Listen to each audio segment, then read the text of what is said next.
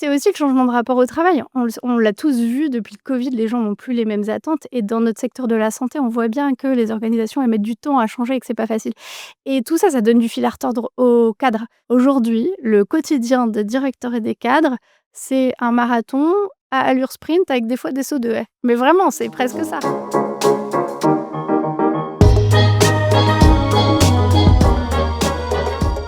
Et aujourd'hui, j'accueille Marie Lécuyer. Marie, bienvenue. Bonjour Adrien, merci de me recevoir. Je suis ravi de t'accueillir dans le podcast Abloc. Donc Marie, tu as 15 ans d'expérience en tant que directrice d'EHPAD et aujourd'hui, tu es directrice de l'EHPAD la résidence Mareva à Vannes. Est-ce que tu peux te présenter rapidement et nous dire qui tu es? Bah, comme tu l'as dit, je suis directrice, d'EHPAD depuis 15 ans, morbihanaise et donc actuellement, je dirige 4 EHPAD, 3 à Vannes et un sur une commune juste à côté de Vannes. Donc ça représente à peu près 300 agents, un petit peu moins, 275 et 320, résidents accueillis. Super. Et du coup, 4 EHPAD sur lesquels tu as des équipes de direction où tu coordonnes, toi, la direction sur les 4 EHPAD. Quels sont tes relais dans ces Alors en fait, différents... on est 2 directrices Ok, pour les 4 EHPAD et puis après on a des cadres de santé. Il y a une cadre coordinatrice, qui, navigue sur les 4 sites et une cadre de santé par, site. Mais en équipe, en directrice, vraiment à proprement parler, on est 2. super. Merci pour, merci pour ta présentation. Et donc, en fait, pourquoi est-ce que j'avais voulu te recevoir sur le podcast? On a discuté d'un programme de coaching que tu as mis en place dans les différents établissements au sein de la résidence Mareva. Et donc, l'objectif, c'était de parler un peu de ça parce que c'est super intéressant en termes d'impact et comment est-ce que ce projet est né et comment tu l'as concrétisé. Est-ce que tu peux nous présenter un peu le contexte qui t'a amené, enfin le contexte dans lequel tu étais et qui t'a amené à réfléchir à ce projet de coaching? En fait, il y a eu 2 éléments déclencheurs. Le premier, c'est moi-même, j'avais, suivi un coaching pour changer de poste. Avant, j'étais sur, un autre établissement, plus petit, avec un seul site et bah, quand j'ai postulé au Mareva, changement de posture un peu parce que directrice sur, un multisite, 4 établissements, j'ai eu envie de me faire accompagner pour un peu revoir, ma posture de direction et j'étais vraiment convaincue par cette expérience de coaching qui m'a beaucoup apporté. Donc ça, c'était une expérience, sur laquelle j'avais Personnel, capitalisé, ouais. personnelle et vraiment qui Et m'avait bien convaincue. comment est-ce que tu vois, enfin, qu'est-ce que tu ressentais comme besoin peut-être d'évolution dans ta posture? Qu'est-ce qui t'a fait dire: «Il faut que je change de posture» ou «Il faut que je renforce ma posture, de directrice»? Bah, la conscience que j'allais pas faire mon métier de directrice de la même façon en étant sur 4 sites et avec une équipe de cadres à manager que, en étant dans un seul établissement avec une cadre, Changement de voilà, dimension, changement de dimension et puis la notion de multisite aussi que je connaissais pas et du coup, j'avais besoin, voilà, d'un accompagnement pour moi, voir et travailler aussi avec une collègue directrice. Avant, j'étais toute seule. Là, on est 2. Il y avait pas mal de changements, en fait, dans mon contexte d'exercice. Donc ça m'avait vraiment plu et ça m'avait convaincue. Le fait d'avoir ce coaching, moi, m'a permis de changer de poste, sans être, trop, perturbée et en prenant plus vite mes marques. Et l'autre chose, c'était le contexte du covid, en fait. C'est-à-dire que, moi, je suis arrivée à Mareva, en 2020. On était en pleine crise covid et tout le monde se rend compte que pour, les managers de santé, bon, moi, ce que j'appelle les managers de santé, c'est les directeurs et les cadres parce que je considère qu'on est un peu tous, dans le même bateau et les managers de santé, leur contexte d'exercice, il est devenu encore plus difficile avec la crise covid et je l'ai vu quand je suis arrivée à Mareva. C'est-à-dire que j'avais, 5 cadres de santé, un responsable technique, un responsable administratif et je voyais bien que leur quotidien était, plus compliqué qu'avant.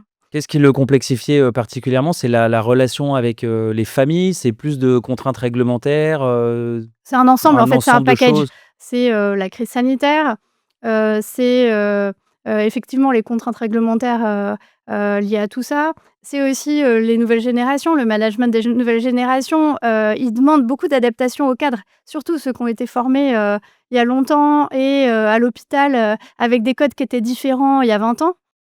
Et puis, c'est aussi le changement de rapport au travail. On l'a tous vu depuis le covid, les gens n'ont plus les mêmes attentes et dans notre secteur de la santé, on voit bien que les organisations, elles mettent du temps à changer et que c'est pas facile. Et tout ça, ça donne du fil à retordre aux cadres. La gestion de l'absentéisme, qui est en lien avec tout ce contexte-là, elle est difficile et en fait, c'est énergivore. C'est énergivore pour les directeurs, c'est énergivore pour les cadres et moi, forte de mon expérience de coaching qui m'avait vraiment donné des outils et une puissance, supplémentaire pour avancer, j'ai voulu proposer aux cadres de pouvoir développer cet outil-là. Ma première proposition avec ma collègue directrice, ça a été de leur dire: «On va vous proposer du coaching collectif». On a fait un gros flop. Ils étaient Ah pas bon? du tout OK. intéressés. «Non, ça nous parle pas». OK. Par contre, quelques cadres individuellement, se sentaient en difficulté sur 2 axes principaux. C'était soit la gestion du stress, soit le management d'équipe où ils se rendaient bien compte qu'il manquait d'outils et du coup, on a plus, été sur des demandes individuelles, OK. sur la base du volontariat et on a commencé par, 2 cadres et une agent non cadre, mais qui avait une fonction intermédiaire et à qui on a proposé du coaching individuel. C'est comme ça que ça a commencé. OK, donc une première proposition qui est plutôt, tombée à Mmh, l'eau, et qui a pas complètement. été reçue. Est-ce que tu arrives à identifier pourquoi ça les a pas embarqués, ce coaching collectif initialement? Je pense, 2 raisons principales. Une qui était un peu un frein psychologique, et un frein, une barrière un peu, que j'entends beaucoup chez mes collègues directeurs de dire: «Oh mais le coaching, pourquoi? Pas besoin de ça». Ce serait un peu comme un aveu d'échec en fait finalement, un peu comme quand on dit: «Je vais aller voir un psy, non mais je suis pas fou» ou bah: «Je vais voir un coach, non mais j'ai pas besoin en fait». Des fois ça peut aider en fait. Donc il y avait une première barrière, qui à mon avis est un peu culturelle, qui est le fait que dans le secteur on n'a pas trop recours à ce genre de encore, à ce type d'accompagnement. Et la deuxième, c'était aussi la démarche collective où à ce moment-là, l'équipe de cadres se sentait pas assez à l'aise pour, les unes avec les autres, être coachées et se dire, «Je vais un peu me mettre en vulnérabilité devant mes collègues». Oui, c'est aussi exposer un peu sa C'est ça, vulnérabilité et donc un besoin de confiance assez fort exactement. envers tes collègues avant d'arriver à rentrer dans une posture enfin, en tout cas, dans une démarche de coaching, collectif. Et les personnes qui se sont manifestées, elles ont attendu, que le coaching collectif soit pas, mis en place et elles sont venues te voir directement ou c'est toi qui les avais identifiées comme étant, potentiellement intéressées? Ouais, en fait, on les a identifiés en entretien individuel. Comme on est 2 directrices, surtout l'équipe de cadre, on les voit tous. C'est des personnes, pour lesquelles au cours de l'entretien d'évaluation, on avait identifié qui avaient verbalisé, «J'aurais besoin d'être accompagnée sur la gestion du stress» ou «J'aurais besoin d'être accompagnée sur le management et la communication» et en fait, on a saisi, cette demande en disant: «Bah, plutôt qu'une formation classique, nous, on préférerait vous proposer un coaching, est-ce que ça vous parle?» OK, super et du coup, concrètement, il se passe quoi à partir de là? Comment est-ce que tu fais? Tu cherches, un coach ou une coach qui est la même pour les deux personnes différentes? Est-ce que vous voyez plusieurs coachs? Comment est-ce que vous mettez en place concrètement le programme de coaching pour ces 3 personnes, dans l'établissement? Combien de temps ça prend? Enfin, qu'est-ce que vous vous fixez comme objectif et combien de temps ça prend? Est-ce que tu peux nous décrire un peu la mise en place de ce projet? Alors en fait, moi de mon côté, j'avais déjà, des contacts avec des coachs que je connaissais. J'avais pas tous travaillé avec eux personnellement, mais je les connaissais. Mais à chaque fois, j'ai proposé aux personnes, s'ils avaient envie de travailler avec quelqu'un d'autre ou s'ils connaissaient quelqu'un, de le faire parce qu'il y a vraiment un lien, personnel, fort et c'est important de se sentir en confiance et d'être bien avec son coach. Il se trouve que les 3 personnes, n'avaient pas de préférence, j'ai sollicité un coach que je connaissais bien et il y a eu une rencontre avec moi d'abord pour se mettre, d'accord sur les objectifs parce que, c'était l'établissement qui finançait. Donc il fallait aussi qu'on soit d'accord, sur l'objectif du coaching et puis ensuite, le coach a vu chaque personne individuellement et il m'avait prévenu, il m'avait dit: «Je ne coacherai pas quelqu'un qui n'en a pas envie». Sachant que les personnes avaient donné leur accord pour la démarche, mais qu'il fallait quand Ils même avaient plutôt envie a priori? voilà, OK. ils avaient plutôt envie, mais il fallait quand même qu'ils adhèrent à son approche parce que je pense que vraiment chaque coach a une approche, spécifique et qu'ils adhèrent à la démarche et du coup, il a rencontré individuellement chacun. Les 3 ont donné leur accord et concrètement, c'était des démarches sur 6 mois, avec un rythme échelonné. Il me semble qu'au début, il y avait des rencontres plus fréquentes et qu'après ça s'espace dans le temps. Voilà, mais c'était des démarches, sur 6 mois en général. OK et le même coach du coup pour les 3 comme on l'a dit. Tout à fait. Hem, Est-ce que tu peux donc tu nous indiquais que c'est l'établissement qui finançait, comment est-ce que tu as, débloqué ce budget, sécurisé ce budget, pour, faire en sorte du coup de fournir le coaching? Je sais qu'il y a peut-être, une partie de nos auditeurs qui peuvent se dire que, mettre en place le coaching, ça peut être aussi être un investissement qui est assez conséquent.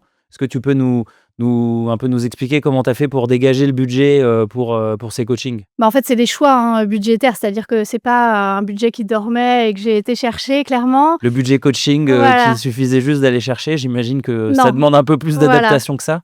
Ce qui est compliqué aujourd'hui, c'est que le coaching à proprement parler, quand c'est du coaching pur, il est pas pris en charge sur les plans de formation et ça, c'est dommage parce qu'on a beaucoup de financement pour la formation et que je pense que c'est un peu complémentaire à la formation et j'aimerais vraiment, en tant que directrice, qu'il y ait des financements développés pour ça.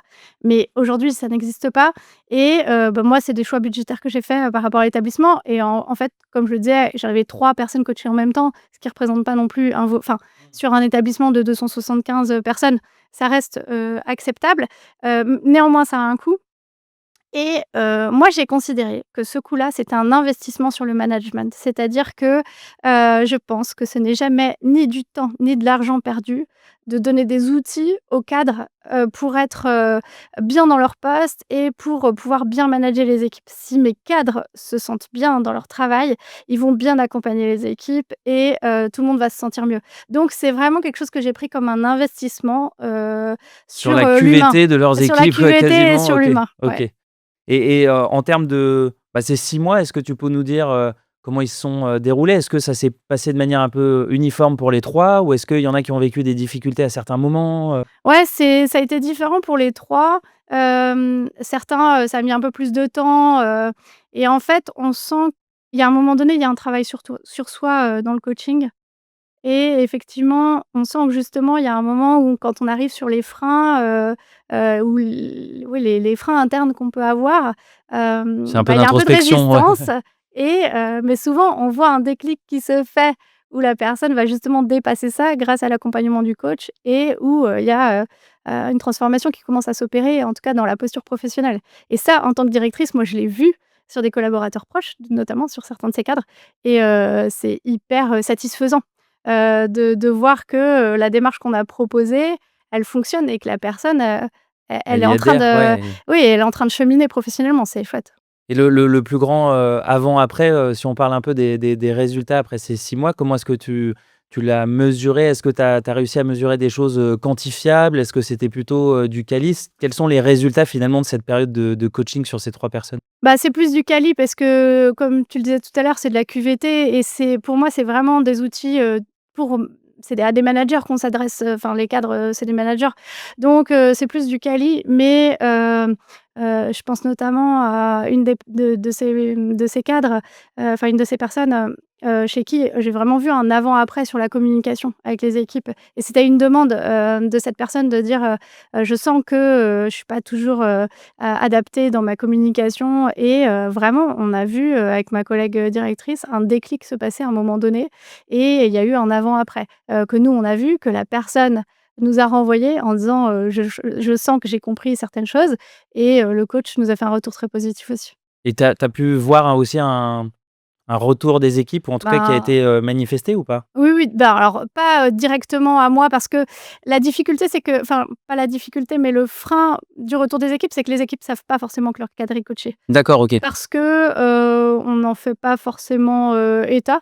Les cadres souhaitent pas forcément, que comme je disais tout à l'heure, peut y avoir, des préjugés sur le coaching et Et c'est on exposer une voilà. vulnérabilité, Donc les équipes, vont pas forcément nous dire: «Ah le coaching il a bien marché», mais on va plus le voir dans la cohésion de l'équipe en fait. ouais, et ça, c'est des choses que vous avez réussi est-ce que sur ces équipes, avant les autres, tu as vu, peut-être, une meilleure, peut-être déjà une meilleure entente dans l'équipe, une meilleure organisation et peut-être du coup, en long terme, moi, ce que j'imagine, c'est, une meilleure rétention dans l'équipe, moins de conflits. Est-ce que c'est des choses que tu as réussi un peu à mesurer ou en tout cas à percevoir ou à toucher du doigt? Un petit peu, et après ça reste quand même, subtil et on a des équipes qui sont nombreuses, notamment s'agissant des soignants, on a quand même du turnover, donc Ouais. c'est quelque chose, qu'il faut réactiver et c'est, la limite de l'exercice que je dirais, même quand on voit des changements spectaculaires, c'est que, dans la durée, il faudrait pouvoir, renouveler, régulièrement, je sais pas, tous les 2 3 ans, pouvoir, avoir, une nouvelle démarche d'accompagnement parce que, la fatigue aidant, le quotidien, usant, des fois les mauvaises habitudes Faire peuvent les bonnes revenir. habitudes que Ouais, tu avais, OK. ouais, ouais. Ça vous il y a pas de un peu de sans re-rentrer dans un coaching, complet, à 6 mois après ou 1 an après, est-ce qu'il y a un point de passage un peu, avec, éventuellement ces cadres où vous dites, bah, où est-ce que tu en es par rapport au coaching? Est-ce que, tu appliques encore bien? Est-ce qu'ils se posent la question? Est-ce que tu ça c'est des choses, dont tu as déjà un peu entendu parler? Bah, on pourrait le faire en entretien d'évaluation et alors souvent en entretien d'évaluation après le coaching, on en a reparlé, mais c'est vrai qu'on n'a pas pris l'habitude de se faire des points réguliers là-dessus et c'est peut-être quelque chose qu'il faudrait qu'on mette en place, ouais. Super intéressant et en termes de suite, tu disais tout à l'heure la première proposition de coaching collectif, elle avait pas fonctionné. Est-ce que ça a créé des personnes qui avaient envie de rentrer dans une même démarche? Est-ce que vous avez, réfléchi à la mise en place d'un coaching collectif? C'est quoi la suite de ces 3 coachings qui ont eu, Alors la suite, c'est que, bah, du coup, on en a parlé en équipe, d'encadrement et que, la possibilité a été offerte à d'autres cadres, s'ils le voulaient, de pouvoir, se faire coacher aussi. Pour l'instant, j'ai pas eu de demande dans ce sens-là. Ma collègue directrice a entamé une, démarche de coaching aussi, en même temps que moi, on a repris toutes les 2 une démarche de coaching, pour, pouvoir, aussi, continuer à développer des outils, et à se perfectionner. vous vous êtes coachés ensemble ou Non, individuellement chacune? individuellement, OK. individuellement. Et l'étape suivante justement, c'est que, ce sur quoi on avait fait un flop au départ, on est en train de le remettre en place.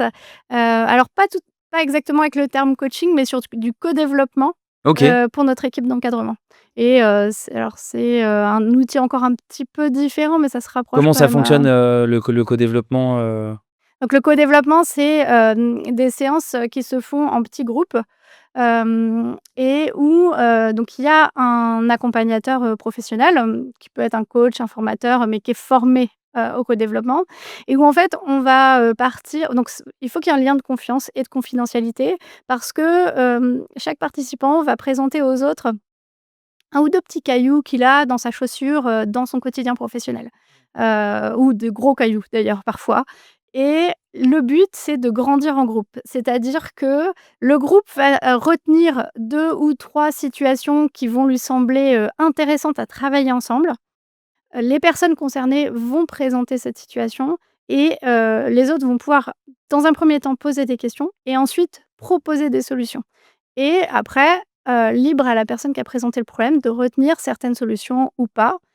Ce qui est intéressant, c'est que, d'une part, on est avec des pairs, qui peuvent vivre des situations similaires, mais avec du recul, qui sont pas, pris par, leurs émotions par rapport à la situation et qui vont nous donner parfois des solutions auxquelles on n'a pas pensé.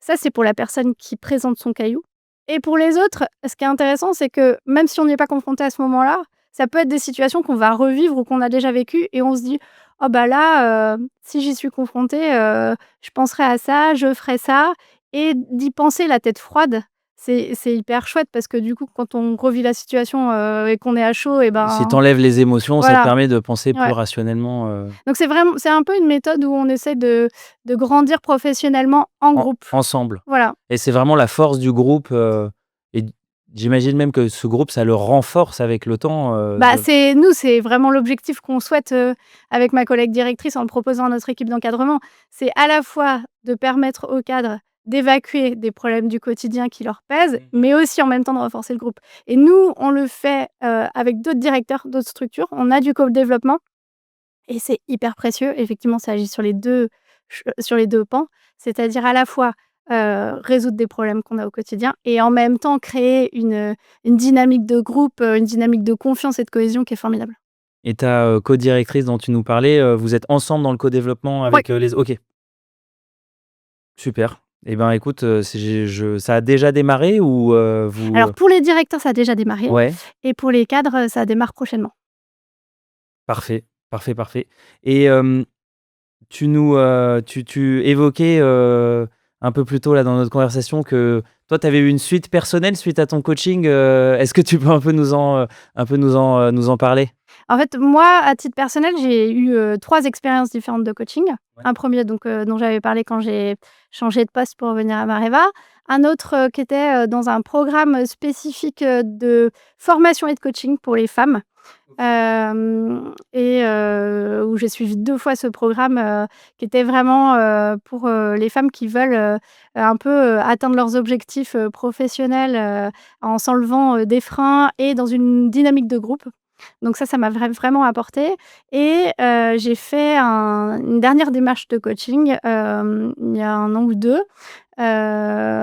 Donc c'était du coaching vraiment, classique et un des objectifs que j'avais en tête, enfin j'avais 2 objectifs en tête, retrouver plus de kiff dans mon travail. Parce que ce que j'expliquais sur le contexte, je me l'applique à moi. C'est-à-dire que, depuis 5 ans, c'est vrai qu'on a un contexte qui est, pas toujours facile et qu'on est, sur, des difficultés d'attractivité, de recrutement. On a l'impression de gérer crise après crise, financièrement c'est compliqué. Bah, à un moment donné, C'est bien de remettre un peu de positif, dans tout ça et de le revoir, ouais. c'est Donc ça. c'était un de tes objectifs C'est un de mes principaux? objectifs et en fait, via les réseaux, comme quoi c'est utile, j'ai trouvé sur, LinkedIn une coach, dont le leitmotiv c'était, le kiff au travail. Donc ça a tout de suite matché et elle m'a accompagnée pendant 6 mois et un autre objectif que j'avais, en tête, mais qui était un peu plus personnel, mais c'était lié au travail aussi, c'était, de pouvoir, j'avais envie de créer un podcast, qui parlerait du métier de directeur. Parce que moi, j'en écoute beaucoup de podcasts, certains, sur des thèmes qui n'ont rien à voir avec le travail, mais d'autres aussi sur le management, la gestion d'équipe et en fait, je trouvais rien, sur, mon Le métier métier de spécifique. directeur de Voilà et comme, d'EHPAD? je suis quelqu'un qui aime bien parler et ben, je me suis dit: «Mais en fait, n'attends pas, vas-y». Mais toute seule, je me mettais plein de freins, je me disais: «Ouais, non mais attends, tu qui pour faire ça? T'es pas légitime et puis tes collègues, ils vont penser quoi, que tu te mets en avant?» Et donc j'avais plein de barrières, internes et le coaching m'a permis de dépasser ça. Avec ma coach, on a travaillé sur, pourquoi je voulais le faire et en fait, au lieu de me demander, qu'est-ce que les autres en penseront, pourquoi je voulais le faire? Je voulais le faire parce que je trouvais qu'il y avait beaucoup de directeurs qui étaient en souffrance, beaucoup de directeurs qui, cherchaient du sens dans ce qu'ils faisaient encore et qui cherchaient des outils que moi j'avais pu développer, en tout cas à travers le coaching et certains programmes de formation et je me suis dit: «Ouais, ça c'est fort. Après ce que les gens en penseront, bon bah, on verra bien».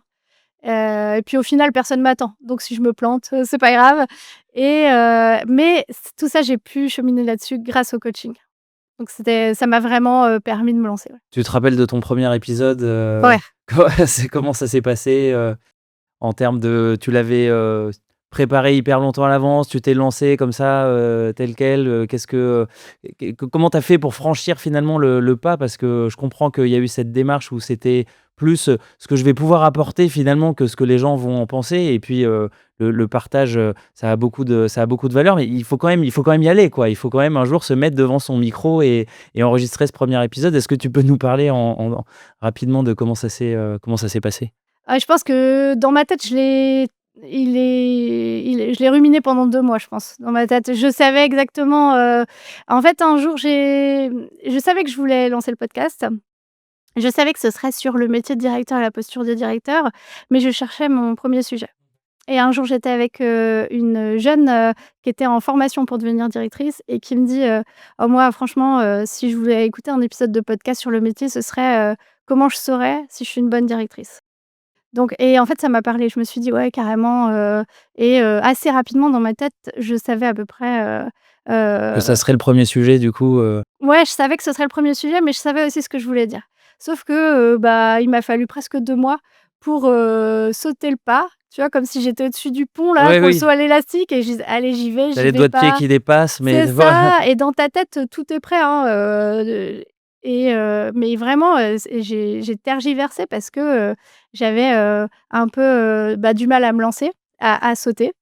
Et je me souviens encore, j'ai été courir un jour, et puis, en revenant de courir, c'était prêt dans ma tête. J'ai dit: «Allez», je l'ai écrit, enfin, j'ai écrit mon plan et je l'ai enregistré en 10 minutes et j'ai presque pas fait de montage après parce qu'en fait, Tout était C'est là. l'or. Ça faisait 2 mois que je le pensais et du coup, voilà, tout était là et j'ai été surprise que, dès le premier épisode, il y a eu plutôt un bon accueil. Est-ce que tu peux nous parler justement un peu de comment il est reçu, ce podcast, par qui? Tu tout à l'heure, tu as évoqué le fait que tu allais te poser la question de comment ça allait être vécu par tes collaborateurs.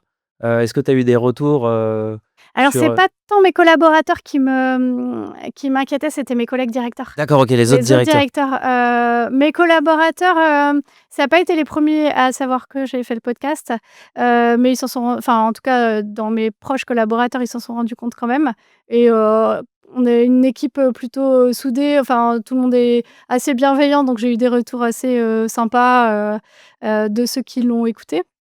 Mais ils l'ont pas tous écouté et je leur demande pas ça en entretien d'évaluation. Après sur les collègues, c'est pas forcément mes collègues avec qui je travaille le plus, les collègues voisins qui m'en parlent, mais certains le font.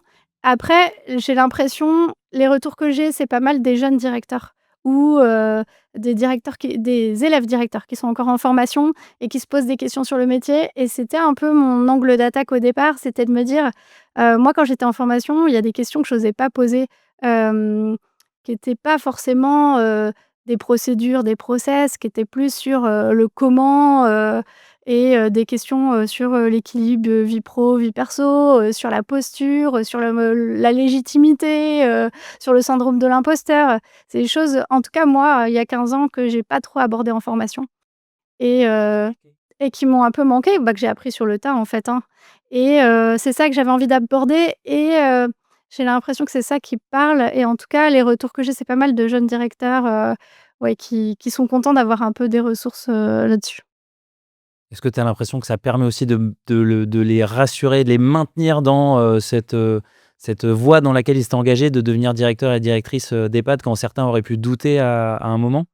Ah, je sais pas si ça ramène des gens qui doutent, mais je pense que c'est un outil. En tout cas, que c'est un outil pour certains et c'était le but, que je voulais atteindre, en faisant ça donc si ça aide quelques-uns, c'est chouette. Super, merci beaucoup Marie.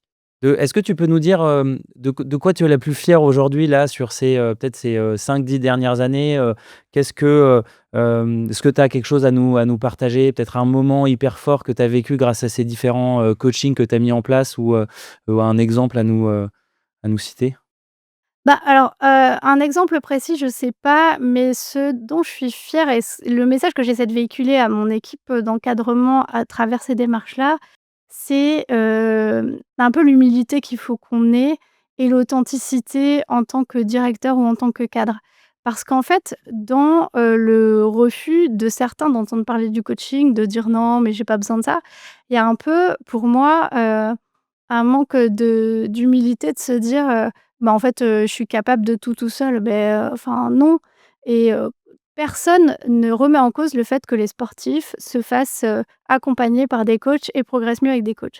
Aujourd'hui, le quotidien des directeurs et des cadres, c'est un marathon à allure sprint avec des fois des sauts de haie. Mais vraiment, c'est presque ça et bah, c'est en tout cas l'image que moi j'ai en tête et du coup, enfin, c'est complètement, normal et pour moi, logique de se dire: «Il y a des moments», pas forcément en continu, l'idée c'est pas de se dire qu'on doit avoir un coach qui nous tient la main en permanence, mais par moments, à des moments, stratégiques, soit pour atteindre un objectif qui nous semble un petit peu haut, soit parce qu'on est dans une période où ça devient compliqué de retrouver de la motivation, bah, d'avoir quelqu'un qui nous accompagne, qui nous aide à prendre du recul, c'est complètement OK et c'est faire preuve, de lucidité, de se dire: «Tout seul avec mes petits bras musclés, il y a un moment donné, je vais lâcher et peut-être que si je vais chercher la bonne personne, la bonne ressource, je vais y arriver et ça va me servir à moi, mais ça va servir mon établissement parce que du coup, je vais être bien dans mon poste et je vais avoir les bons outils». Donc et ça, je